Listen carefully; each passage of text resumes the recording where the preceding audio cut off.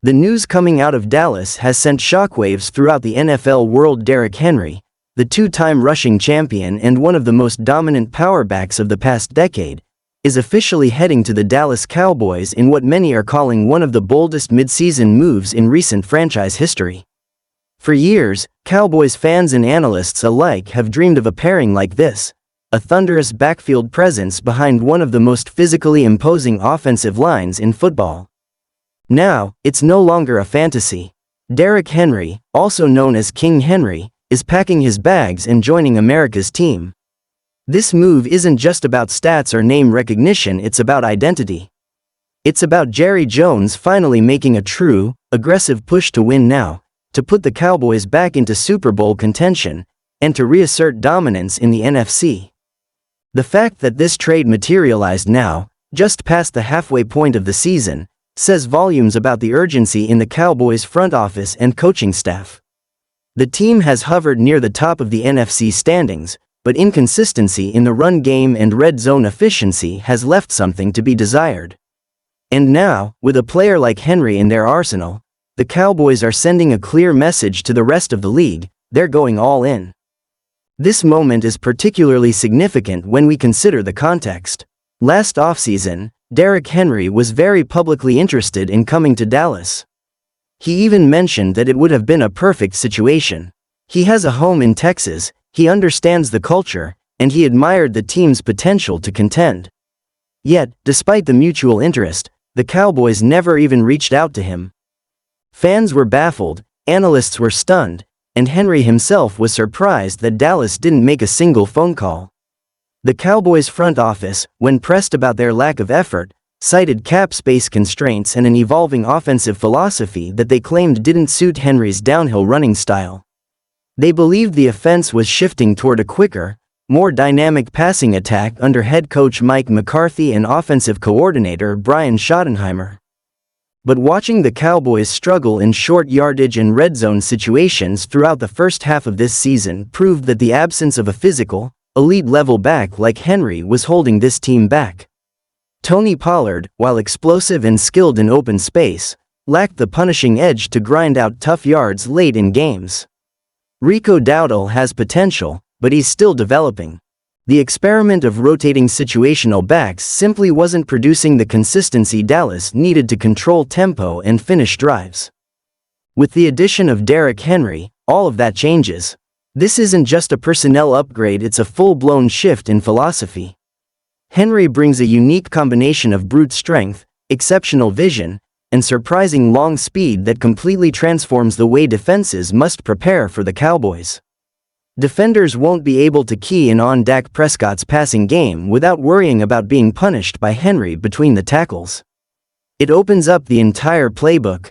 Play action becomes more effective, especially with CeeDee Lamb, Brandon Cooks, and Jake Ferguson running routes off misdirection.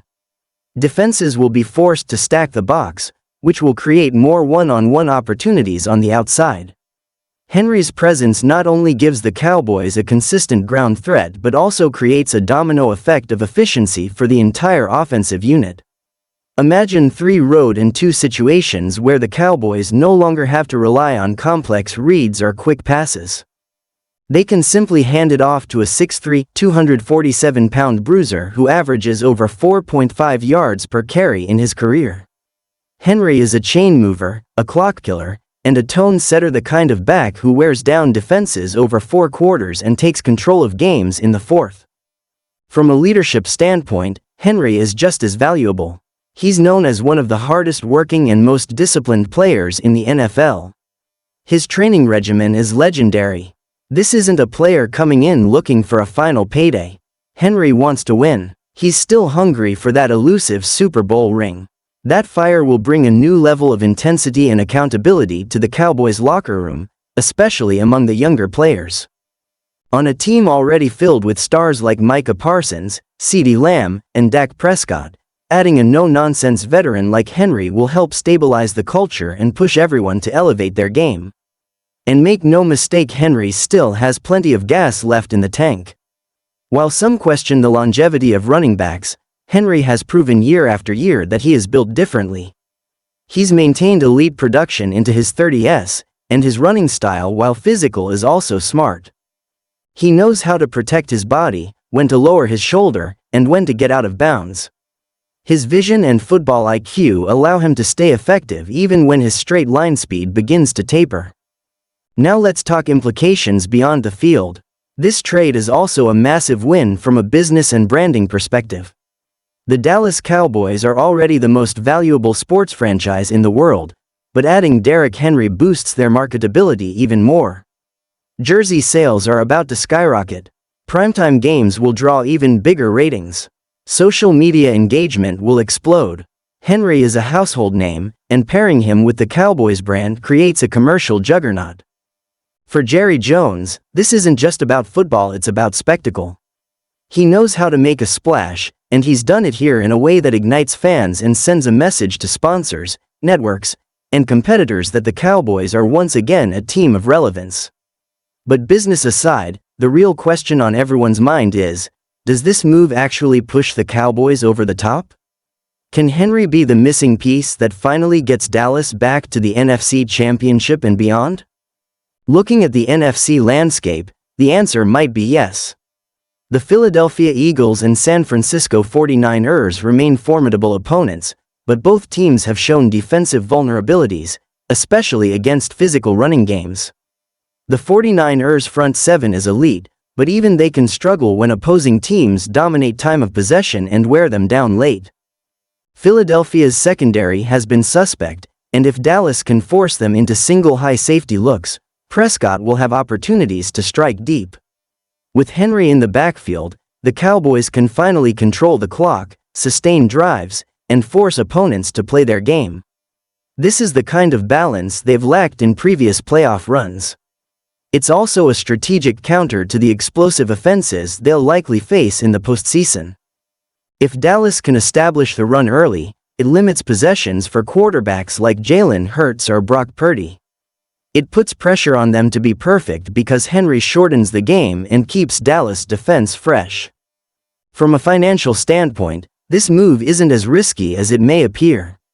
The Cowboys are only taking on a partial contract, and the cap hit is manageable. Henry's deal isn't a long-term albatross. It's a calculated short-term investment for maximum impact. If it works out and he produces at his usual level, Dallas can look to extend or restructure. If not, they have flexibility to move on after this season. Either way, it's a low-risk, high-reward scenario that shows rare aggression from a front office often accused of being too conservative. And then there's Dak Prescott. No player benefits more from this move than the Cowboys quarterback. For years, Dak has carried the burden of the offense on his shoulders.